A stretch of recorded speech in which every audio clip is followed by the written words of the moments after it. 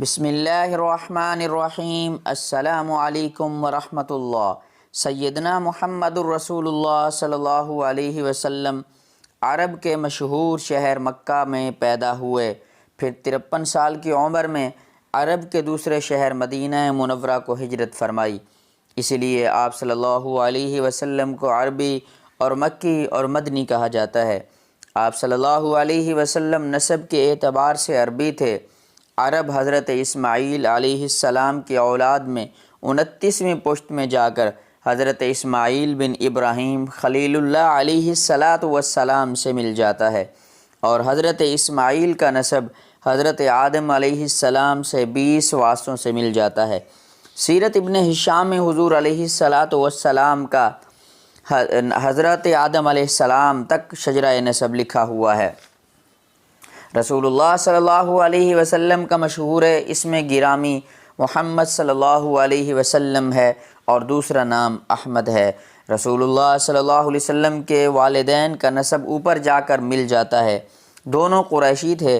آپ صلی اللہ علیہ وسلم کے والد عبداللہ آمنہ بنت وہب کو مدینہ منورہ سے بیاہ کر لائے تھے۔ ان کی پیدائش وہیں کی تھی جو قبیلہ بنی نجار میں سے تھیں۔ رسول اللہ صلی اللہ علیہ وسلم کے والد اخوال یعنی ماموں اسی قبیلہ سے تعلق رکھتے تھے۔ حضرت واصلہ بن اسقع رضی اللہ عنہ نے بیان کیا کہ میں نے رسول اللہ صلی اللہ علیہ وسلم کو یہ فرماتے ہوئے سنا کہ بلا شبہ اللہ تعالیٰ نے کنانہ کو اسماعیل علیہ السلام کی اولاد میں سے منتخب فرمایا، پھر قریش کو بنی کنانہ سے، اور قریش سے ہاشم کو، پھر بنی ہاشم سے مجھ کو منتخب فرمایا۔ سرزمین مکہ میں بنی جرہم ہی آباد تھے، اسی لیے کعبہ شریف کی دیکھ بھال بھی انہی کے ذمہ تھی۔ یہی لوگ کعبہ شریف کے متولی تھے، اور شہر مکہ کی سرداری بھی انہی کو ملی ہوئی تھی۔ لیکن جب بنی جرہم نے سرکشی اختیار کر لی تو بنی خزاعہ نے فیصلہ کیا کہ بنی جرہم سے جنگ کی جائے اور انہیں مکہ سے نکال دیا جائے۔ چنانچہ انہوں نے ایسا ہی کیا۔ اس سے پہلے بنی جرہم کی اس سرکشی کی سزا میں اس قوم پر ایک ایسا کیڑا مسلط کر دیا گیا جو اس کیڑے کے مشابہ تھا جو اونٹوں اور بکریوں کی ناکوں میں جاتا ہے۔ اس بیماری کے نتیجے میں اتنی بربادی ہوئی کہ ایک ہی رات میں بنی جرہم کے 80 آدمی ہلاک ہو گئے، جو سب کے سب پختہ کار و تجربہ کار تھے۔ اس تباہی سے مکہ کی سرداری چھین لینے کے بعد جو لوگ باقی بچے وہ سب عمرو بن حرث جرہمی کے ساتھ یمن کی طرف چلے گئے۔ عمرو بن حرث بنی جرہم میں وہ آخری آدمی ہیں جو مکہ کا سردار ہوا۔ مکہ کی سرداری چھن جانے کا بنی جرہم کو زبردست غم تھا، اور وہ اس پر سخت ملول اور رنجیدہ تھے۔ جب بنی جرہم کا اقتدار ختم ہوا تو بنی خزاعہ نے اقتدار سنبھال لیا، تو خانہ کعبہ کی تولیت اور دوسرے عہدے انہی لوگوں کو مل گئے، اور ان عہدوں کے نام یہ ہیں جس طرح سقایا، رفادہ، حجابہ، دار الندوہ، لوا یعنی جھنڈا اٹھانا، قیادت۔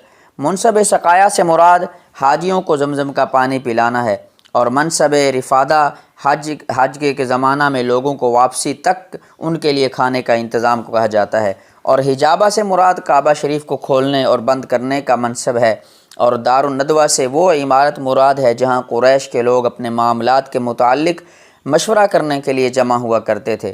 منصب سقایا، منصب رفادہ اور منصب قیادہ بنی عبد مناف کو حاصل تھے، اور منصب حجابہ اور منصب لوایا بنی عبدالدار کے پاس رہے۔ مکہ مکرمہ میں پانی ختم ہونے کی وجہ سے حضرت اسماعیل علیہ السلام کی والدہ کعبہ شریف کے قریب جس جگہ اپنے بچہ اسماعیل کو چھوڑ کر پانی کی تلاش میں صفا اور مروہ پر آنا جانا کر رہی تھیں، اسی وقت حضرت اسماعیل علیہ السلام کے قریب ہی زمزم کا چشمہ جاری ہو گیا تھا۔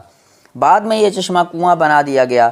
مختلف حالات گزرتے رہے، یہاں تک کہ یہ کنواں مٹی سے بھر گیا۔ نہ صرف مٹی سے بھر گیا بلکہ اس کی جگہ بھی نامعروف ہو گئی تھی۔ حضور صلی اللہ علیہ وسلم کے دادا عبدالمطلب بن ہاشم نے خواب میں دیکھا کہ بیرہ زمزم کے کھودنے کا حکم ہو رہا ہے۔ جب 3 رات یہی خواب دیکھا تو جگہ معلوم کرنے کی فکر ہوئی۔ جگہ بھی انہی خواب میں انہیں بتا دی گئی۔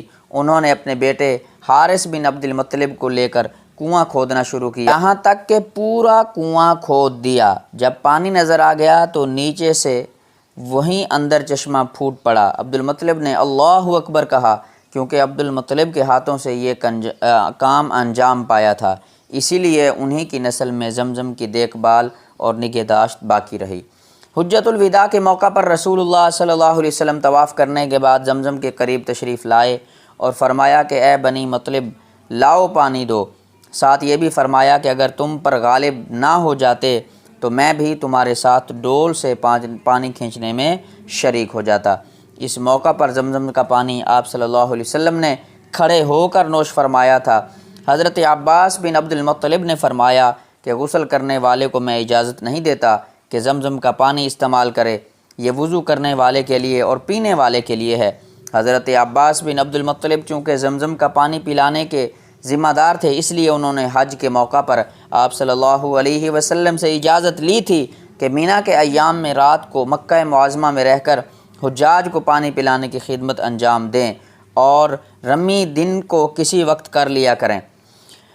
ابھی ولادت و سعادت، ابھی آپ صلی اللہ علیہ وسلم اپنی والدہ کے بطن مبارک میں ہی تھے کہ آپ صلی اللہ علیہ وسلم کی والد کی وفات ہو گئی، جو کہ تجارت کے لیے ملک شام گئے ہوئے تھے۔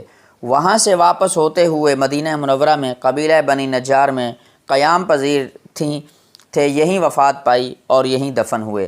آپ صلی اللہ علیہ وسلم کی ولادت مکہ معظمہ میں یوم الاثنین یعنی پیر کے دن ہوئی، جس کی تصریح خود حدیث مرفوع میں ارشاد ہوئی ہے۔ آپ صلی اللہ علیہ وسلم نے فرمایا ولادت یوم الاثنین وفیہ انزل علی، میں پیر کے دن پیدا ہوا ہوں اور اس دن مجھ پر پہلی وحی نازل کی گئی۔ یہ ربیع الاول کا مہینہ تھا۔ مشہور یہ ہے کہ 12ویں تاریخ کو آپ صلی اللہ علیہ وسلم کی ولادت ہوئی۔ ایک قول 8 ربیع الاول کا ہے اور ایک قول 9 ربیع الاول کا ہے۔ سن عیسوی کے حساب سے جو تاریخ آپ صلی اللہ علیہ وسلم کے وجود سے سرفراز ہوئی وہ 20 تاریخ ماہ اپریل سن 571 عیسوی بتائی جاتی ہے۔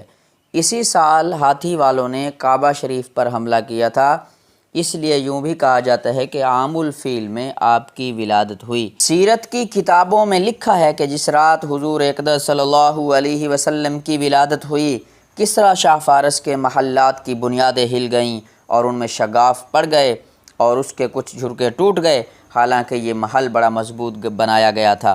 اور ادھر کسریٰ نے اپنے محل کو لرزتے ہوئے اور اس کے جھرکوں کو گرتے ہوئے دیکھا، جس سے وہ سخت گھبرایا اور خوف زدہ تھا، مگر اس خیال سے کہ اپنی کمزوری اس کی ظاہر نہ ہو اس نے صبر سے کام لیا اور صبح کو اس واقعہ کا کسی سے ذکر نہیں کیا، مگر پھر اسے محسوس ہوا کہ اس کی گھبراہٹ اور پریشانی اتنی بڑھ گئی ہے کہ وہ اپنے معاملے فوجی افسروں اور بہادر سرداروں سے چھپا نہیں سکتا۔ چنانچہ اس نے ان سب سرداروں کو دربار میں حاضر ہونے کے لیے کہہ دیا۔ اس کے بعد کسریٰ نوشیروان نے اپنا تاج سر پر پہنا اور شاہی تخت پر جا کر بیٹھ گیا اور سرداروں کو اطلاع کر دی۔ جب سب جمع ہو گئے تو اس نے ان سے کہا کیا تمہیں معلوم ہے کہ میں نے تمہیں کیوں بلایا ہے؟ درباریوں نے کہا نہیں، ہمیں تو معلوم نہیں، جناب ہی ہمیں بتلائیں گے۔ ابھی وہ لوگ باتیں کر رہے تھے کہ بادشاہ کے پاس کسی دوسرے علاقے سے ایک خط آیا جس میں اطلاع دی گئی کہ رات کو ہمارے آتش کدوں کی یعنی عبادت گاہوں کی آگ بجھ گئی۔ یہ آگ 1000 سال سے جل رہی تھی۔ کسریٰ کے پاس ایک خط ایلیا کے گورنر کا بھی آیا کہ رات دریائے سادا کا پانی خشک ہو گیا۔ ایک خط شام کے گورنر کے پاس سے آیا کہ رات وادی سما کا راستہ زلزلہ کی وجہ سے پھٹ گیا۔ نیز ایک خط تبریا کے گورنر کے پاس سے آیا کہ یہ دریائے تبریا بھی اچانک پانی کا بہاؤ بند ہو گیا ہے۔ ان میں سے ہر حادثہ اسی رات میں پیش آیا جس میں حضور علیہ الصلاۃ والسلام پیدا ہوئے، اور یہ ساری علامتیں آپ کی پیدائش کی وجہ سے ہی ظاہر ہوئیں۔ چنانچہ کسریٰ کو اب تک اپنے ہی واقعے کا رنج و غم کم نہیں ہوا تھا کہ اچانک یہ سب خبریں ملنے کے بعد اس کی گھبراہٹ میں اور اضافہ ہو گیا۔ آخر کسریٰ نے یہ سب خبر ملنے کے بعد حاضرین کو وہ واقعہ سنایا جو شام کو پیش آیا تھا، جس سے وہ بہت خوف زدہ ہو گیا تھا اور گھبرایا ہوا تھا۔ محل کا لرزنا، اس میں شگاف پڑنا اور 14 کھڑکیوں کا بغیر کسی کمزوری کے گر پڑنا، یہ ساری باتیں سن کر موزبان یعنی بڑے راہب نے کہا خدا بادشاہ کو سلامت رکھے، میں نے بھی اس رات کو خواب دیکھا تھا۔ حضرت ابو ہریرہ رضی اللہ عنہ سے روایت ہے کہ رسول اللہ صلی اللہ علیہ وسلم نے فرمایا کسریٰ ہلاک ہو جائے گا، اس کے بعد کسریٰ نہ ہوگا، اور قیصر ضرور ہلاک ہوگا، اس کے بعد قیصر نہ ہوگا، اور ضرور تم ان کے خزانے فی سبیل اللہ خرچ کرو گے، اور حضور علیہ الصلاۃ والسلام کا نام تجویز کرنا کہ حضور علیہ الصلاۃ والسلام کی والد کے وفات تو پہلے ہی ہو چکی تھی۔ جب آپ صلی اللہ علیہ وسلم کی ولادت ہوئی تو آپ صلی اللہ علیہ وسلم کی والدہ نے آپ صلی اللہ علیہ وسلم کے دادا عبد المطلب کو بشارت دی کہ آپ کے بیٹے کا صاحبزادہ پیدا ہوا ہے۔ خبر سن کر عبد المطلب بہت زیادہ خوش ہوئے اور انہوں نے آپ صلی اللہ علیہ وسلم کا نام محمد تجویز کیا۔ ایمن جن کا نام برکہ تھا، حبشہ کی رہنے والی تھیں اور آپ صلی اللہ علیہ وسلم کے والد جناب عبداللہ کی باندی تھیں، اور انہوں نے آپ کی خدمت شروع کر دی جس کی نو مولود بچہ کو ضرورت ہوتی ہے۔ ایمن نے آپ صلی اللہ علیہ وسلم کا زمانہ نبوت پایا اور اسلام قبول کیا۔ رضاعت جو ہے، اول تو آپ صلی اللہ علیہ وسلم نے اپنی والدہ آمنہ بنت وہب کا دودھ پیا، پھر کچھ دن صوبیہ نے آپ کو دودھ پلایا جو آپ کے چاچا ابو لہب کی بانی تھیں۔